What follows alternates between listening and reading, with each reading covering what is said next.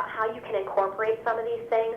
And I know that Casey and Paul put together some local places that you can go to shop, and that's extremely helpful, and I really thank them for doing that. The other things that I would also encourage you to do are try to look for local produce.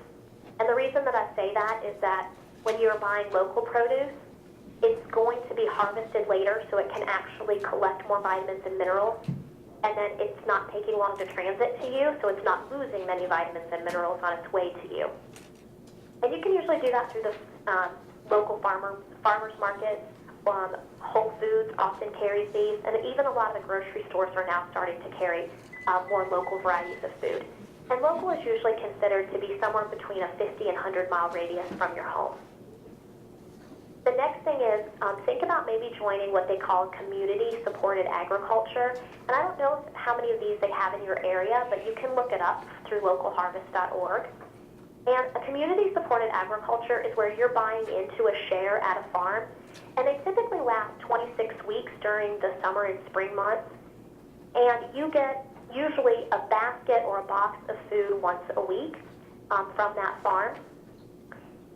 And I actually do something that is similar to this at home, and it is fantastic because they send me lots of fruits and vegetables that I may not typically buy on my own, but I challenge myself every week to use those fruits and vegetables to be my starting point for what we're going to eat for the week.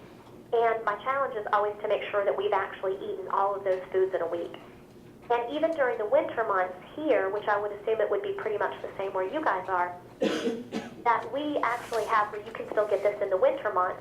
And for example, I got my delivery yesterday, and I had turnips, 4 different types of greens, carrots, potatoes, local eggs. So there's still lots of foods even that are in season during this time of the year. And another thing you know that you may want to think about doing is starting a garden if you don't already have one, or maybe even joining a community garden. When you're buying food in the store, for fish, try to buy the wild and not the farm-raised. And the reason for that is that the wild is higher in the omega-3 fatty acids, which we already talked about the benefits of that. And the farm-raised may have more toxins in them and may have also received antibiotics and pesticides to ward off infection. So when you eat those, you're going to be eating all of those products.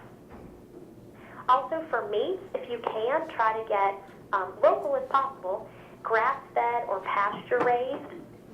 And most of the time, the smaller grass-fed farms are not going to be using antibiotics.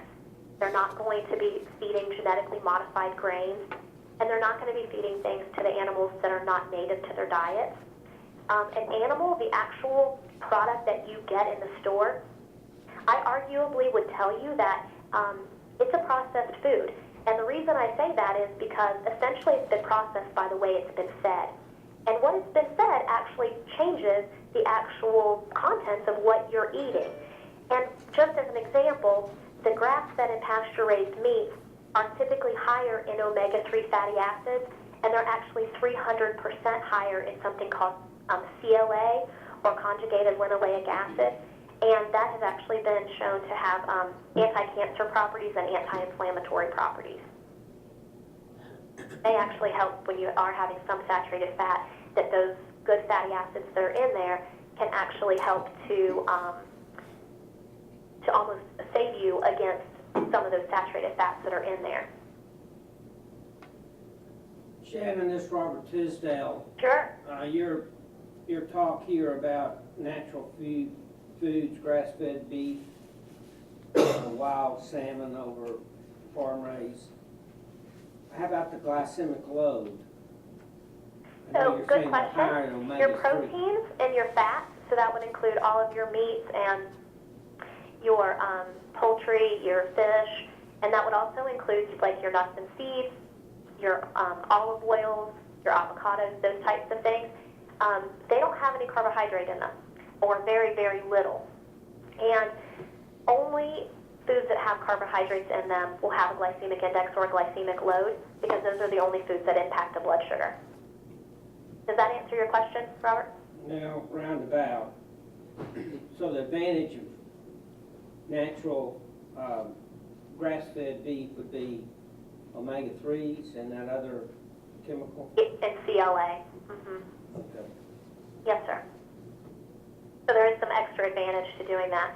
Now, if you end up having to get conventional, I'm not saying not to, but I'm saying if you have an option of getting the wild and the pasture-raised or grass-fed, that is definitely a better option.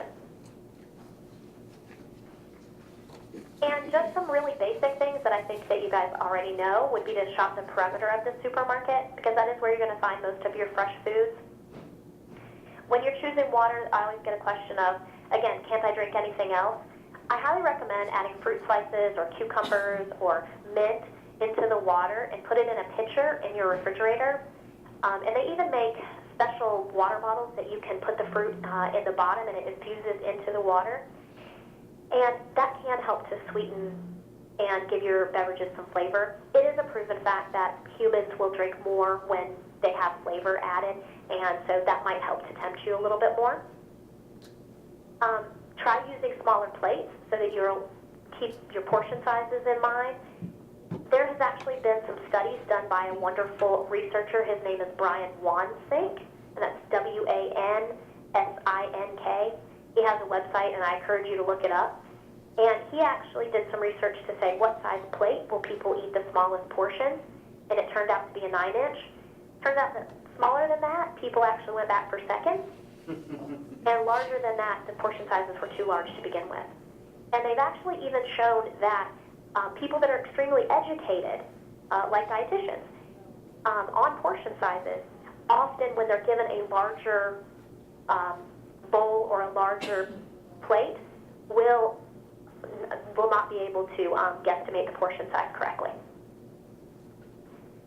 You may want to consider making your own sauces and salad dressings, because once you start reading the labels, you will find that they are full of sodium and sugar.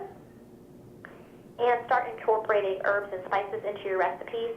I actually find that once people really start to adapt to this whole food eating, that your taste buds actually start to adjust.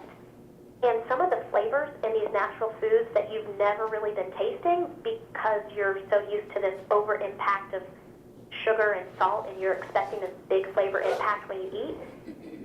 Once you started adjusting, you'll start noticing little intricacies of the foods that you'd never noticed before. And you might start experimenting with your recipes a little bit more and trying new things and adding new things. And I actually find that most people really get to a point where they really, really enjoy it. And then last but not least, I can't say enough about planning ahead.